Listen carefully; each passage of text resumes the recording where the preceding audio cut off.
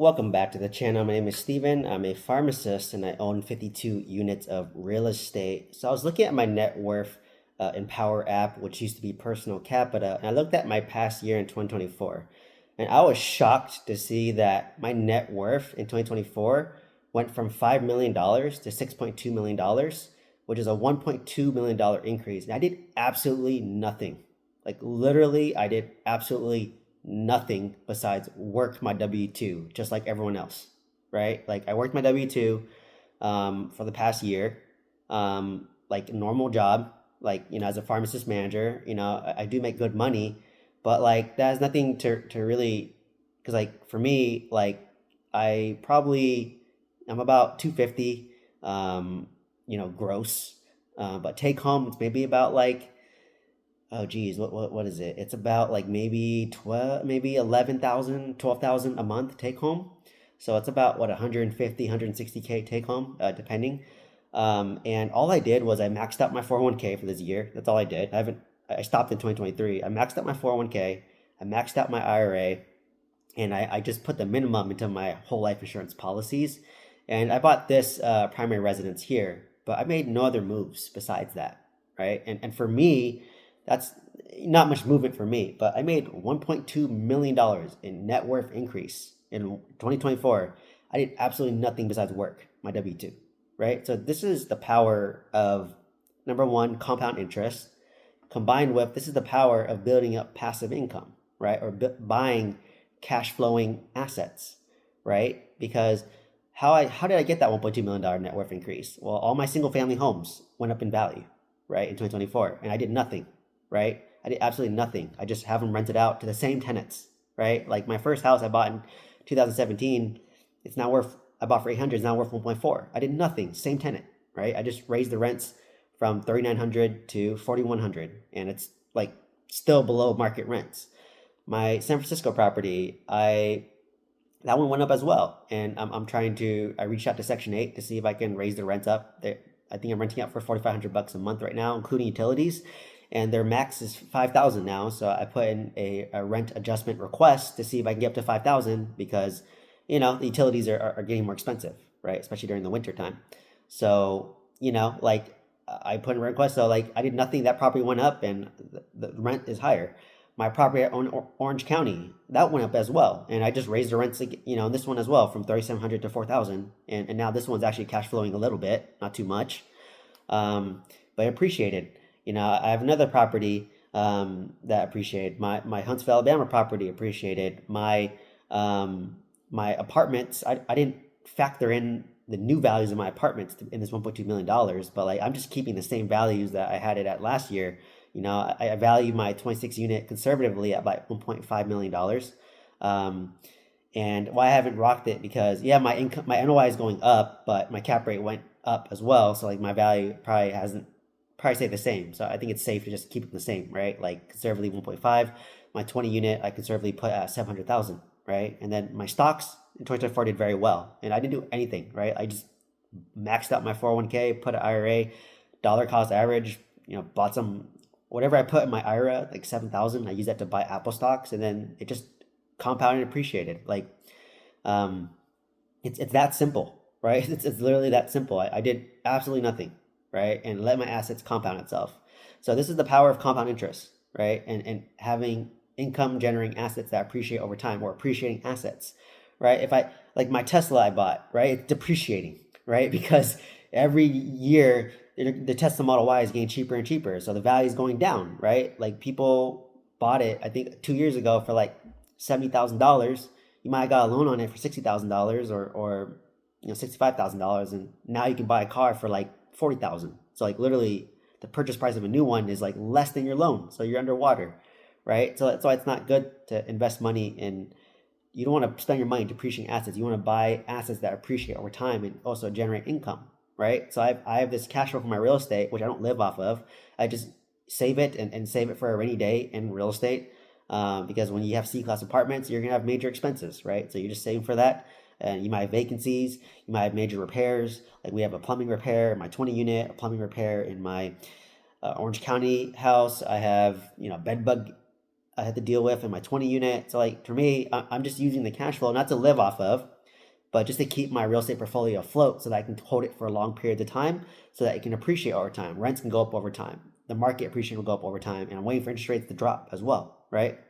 So like I'm literally just doing nothing and letting my assets appreciate over time, right? And imagine if interest rates drop, right? If interest rates trend down to 5%, what's that going to do to the value of my real estate portfolio? It's going to go up even higher, right? Because now people can afford more house because you're lower interest rate, right? That's what happened during COVID when interest rates were like 2%. People were overbidding by $300,000 because it was still cheaper because the interest rate's 2% versus like 5%. So it's continue to go up. So that's why I'm trying to hold this real estate as long as possible. And then eventually I'm going to take some chips off the table and pay off my primary residence. And, at that point, I'm just playing with house money, right? Like once my house and my family is secured, whatever, right? Like whatever money I make is just a cherry on top, and it's just to see me push myself, right? So like for me, I just want to see myself like be pushed and see how far I can go. So that's really what it is. And compounding, right? Let's talk about compounding. So my stock portfolio I started in 2013, and like from 2013, I'd say since I owned it entirely, like it's always gone up, right? I mean, there's been periods that I remember noticeably, like from like 2013 to like I think 2020, to be honest, like I didn't even pay attention to like my stock portfolio. I just bought index funds. I basically just have Apple stocks, VT Sachs from Vanguard, which is a total index, total U.S. stock market. I have the total international stock market, and I have some bonds. I have some REITs, and my typical ratio is about I think 75% total U.S.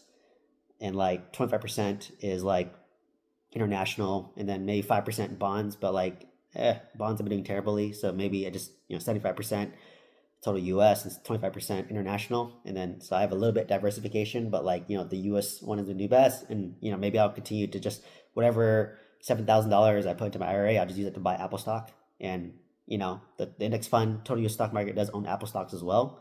And then what I do is I just reinvest the dividends. Like I think the dividends is like quarterly or monthly, depending which one you buy. Like the VT Sachs, it's quarterly. Apple stocks quarterly. The bonds index fund is like monthly. So I just keep on reinvesting it, and it grows and grows over time, right? And the value goes up over time and over time.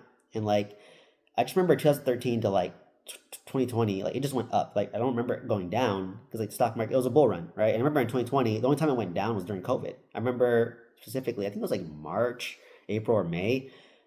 The market just plummeted, and I remember I was just like, I told myself, the moment the market plummets, I'm gonna drop $20,000 and put that into index fund and buy some Apple stock, and I did that because I had $20,000 in my bank.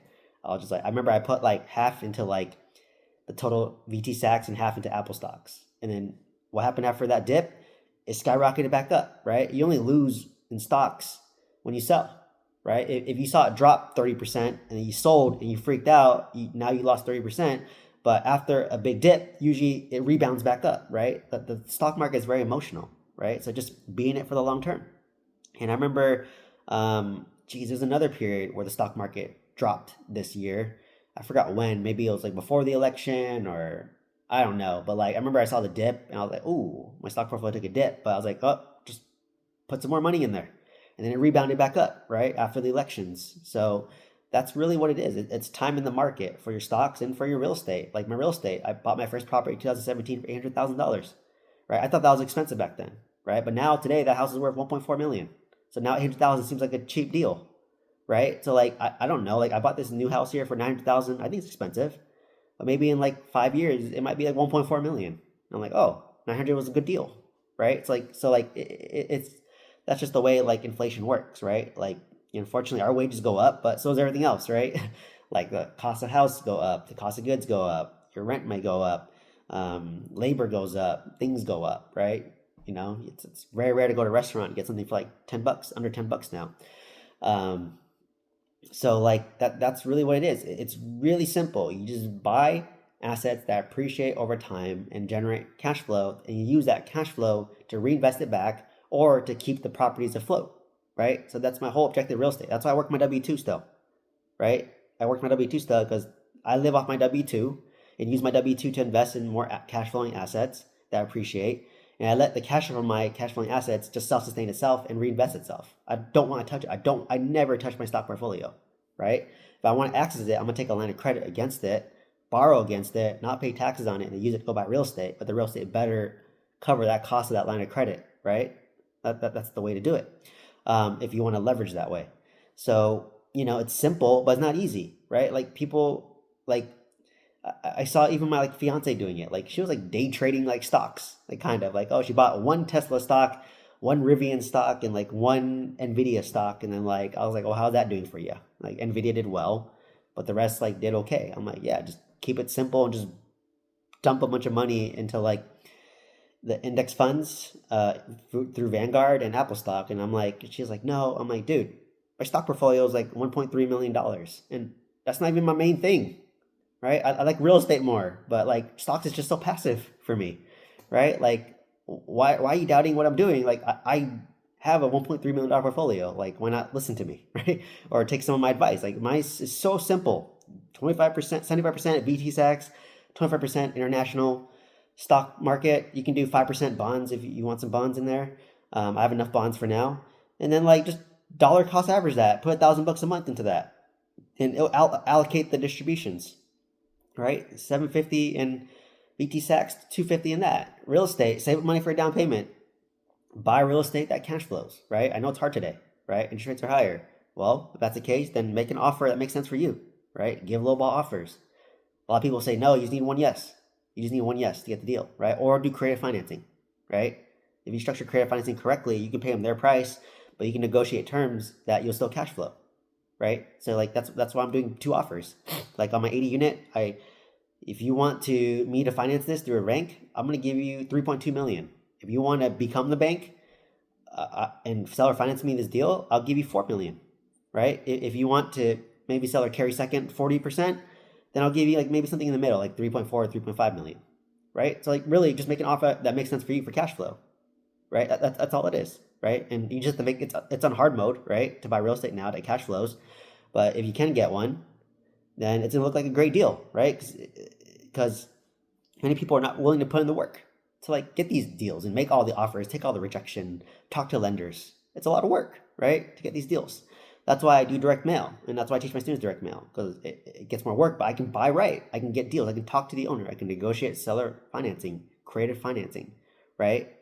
I can work with them, right? Like I have a product either way. I can do 100% conventional lending. I can do 100% seller financing, or maybe you give me 40% seller financing, and I have a lending product for that as well.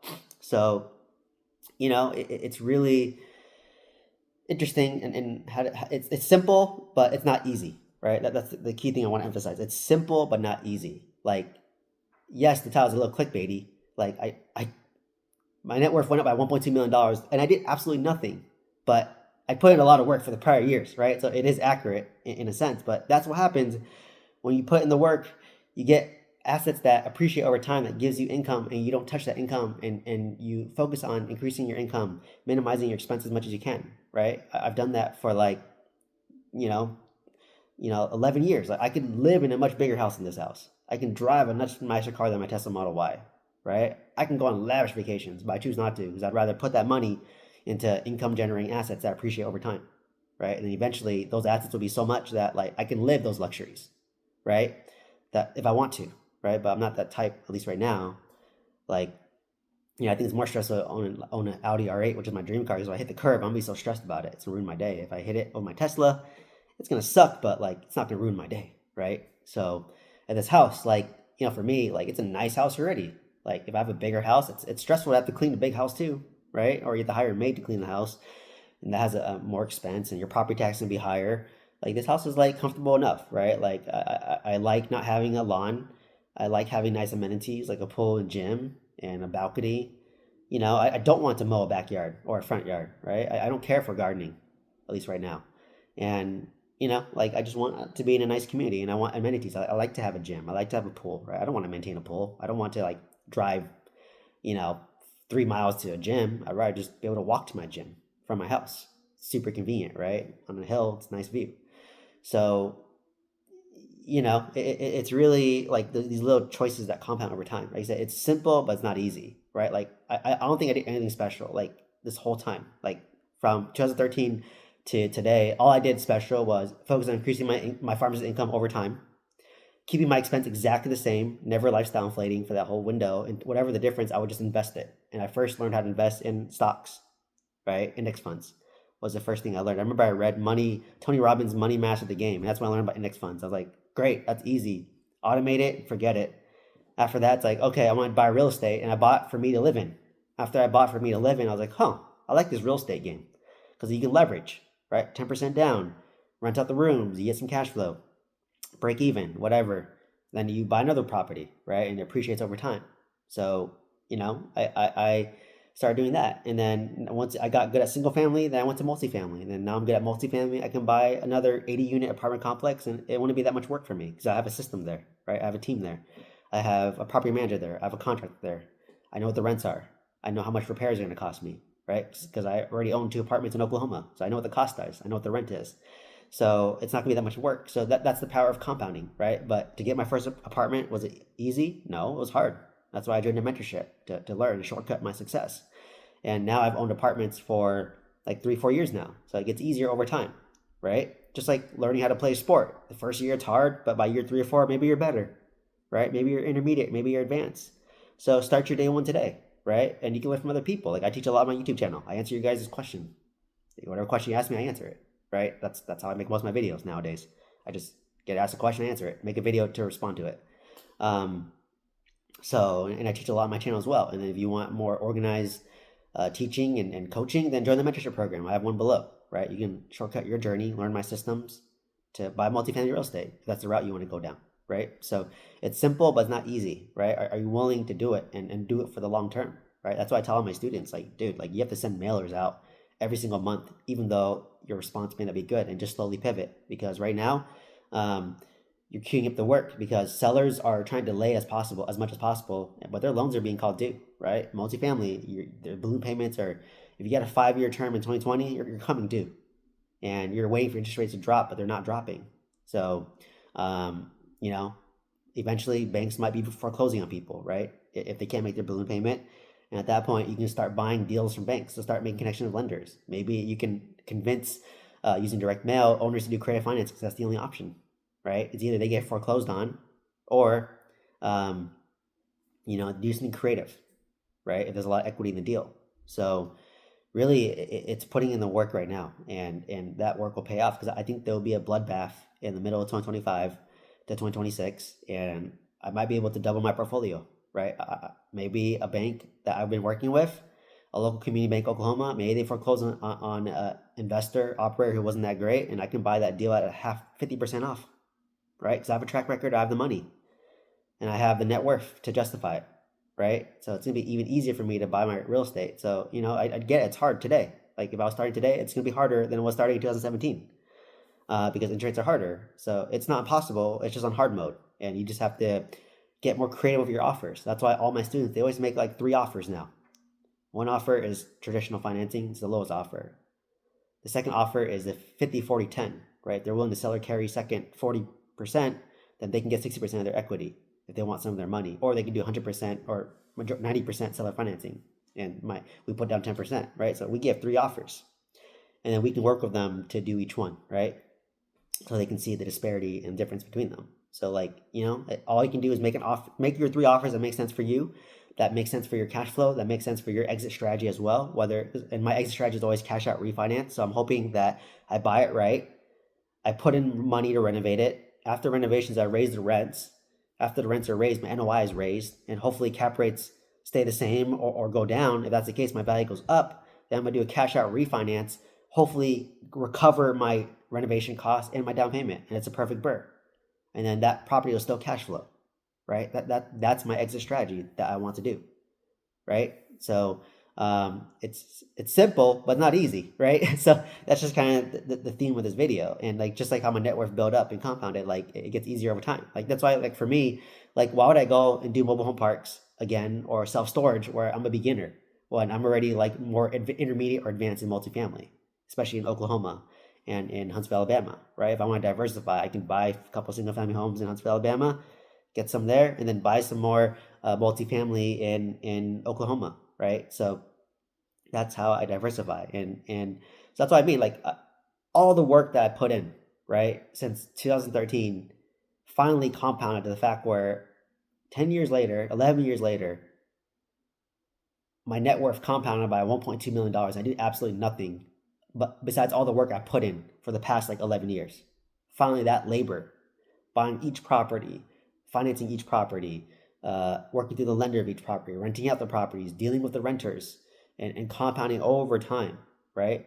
That now compounds to making a $1.2 million net worth increase by doing absolutely nothing because of the previous work that I've done, right? It's like pushing this ball up the hill, right? It's hard to push that ball up the hill, especially get the ball rolling first. It's hard. A lot of effort, a lot of force. You don't make much progress. And then once you start pushing up the hill, it's hard, it's hard, it's hard. But once you're down the hill, that thing just goes down fast and it gets bigger, right? And it gets bigger and bigger and doesn't require zero energy. I'm just at the top of the hill watching that snowball get bigger and bigger. And that's the point where I hit right now with my single family, with my multifamily, because they're stabilized. I'm just standing at the top of the hill watching it snowball and I'm doing nothing.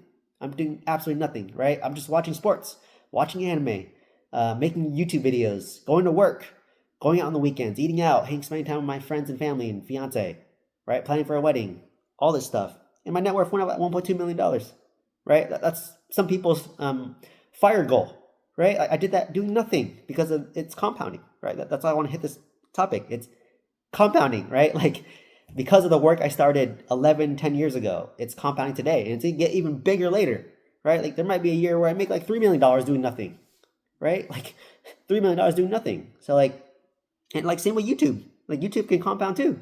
Like one day, like a video I made like 2 years ago might be making me money. And I put in the work a long time ago, right? So it's just building, starting your day one now, and let that compound happen, right? That's how, if you look at most entrepreneurs, it's exponential, not linear in terms of their net worth growth, right? That's always how it is, and that's why it's because all the work you put in starts to compound later and later, right? Like I have my investment strategy for the rest of my life. Dollar cost average index fund. That's it. Simple, done. Real estate. Buy multifamily Oklahoma. Simple, done. Buy new builds in Huntsville, Alabama. Simple, done. There you go. There's my diversification, right? And I can continue to buy single family homes in California. Maybe my cash flow portfolio is so high, I can just afford to buy some California real estate that is more of appreciation play, right? So that's what I mean. Like I did absolutely nothing this year. Nothing. I did everything that normal people do. And my net worth went up by $1.2 million because the difference is I have a bunch of assets that are appreciating and generating income and compounding over time and snowballing with minimal effort, right? I spend like maybe 2 hours a week at most on my real estate portfolio. Like lately, it's been like 1 hour at most, maybe just touching base like here and there, right? And I'm so bored that I'm like making offers on deals, like disrespectful offers on deals that work for me, right? That maybe piss off the seller, but hey, if I can get one, yes, great. I have another great deal in my portfolio, right? You just need one or two multifamily deals, you're done. You're set for life, right? Like just my 26 unit, that cash flow is 8,000 bucks a month net. I can sell everything else, pay off that, sell my properties, pay off my primary residence, pay off that property. So if I pay off that property, I'll cash flow $10,000 a month, right? 18K gross, 8,000 is expense, no mortgage, just $10,000 a month. And my property tax in this property, HOA and insurance is 2,000 bucks a month. So I'll have $10,000 in cash flow. I will have 2,000 to my expense. I have 8,000 left. That's a pharmacist salary right there. Doing nothing, right? So this is what I mean by you have to start your day one today, right? That's the key thing. Just I didn't know anything, right? In 2013, would I have known I'd be worth $6 million? If you told me in 2013, 11 years ago when I was 23, that I'd be worth $6.2 million, I'd be like, hell yeah, I'm retired.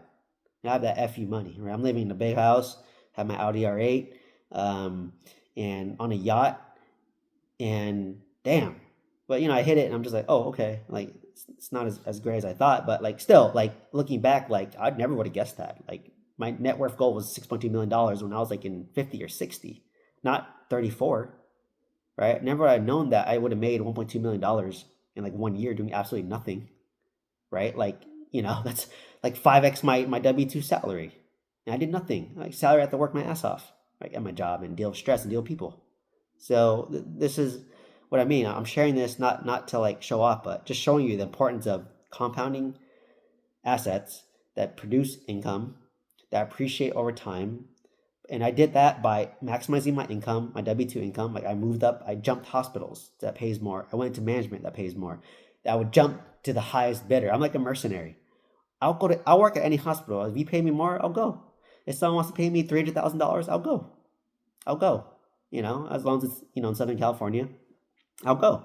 Right? Because to me, I'd rather make more money, keep my expenses exactly the same, and invest the difference. And then eventually, once I have kids, it's going to be hard for me to have more money to invest unless I build up other businesses that generate income. That's why I'm doing YouTube. That's why I'm doing coaching, right? And mentorship, because I want to produce and maybe become a real estate broker, because I want to have more income sources, right? To continue to do what I'm doing, right? Like increase my income, minimize my expense, keep the expense the same, don't lifestyle inflate too much, and then invest the difference and do that. It's simple, but not easy, right? But if you're disciplined and you follow the simple process over like 10 years, you'll build up so much more wealth than you'd ever would anticipate, right? Like they say that you overestimate what you do in 1 year, but underestimate what you can do in 10 years.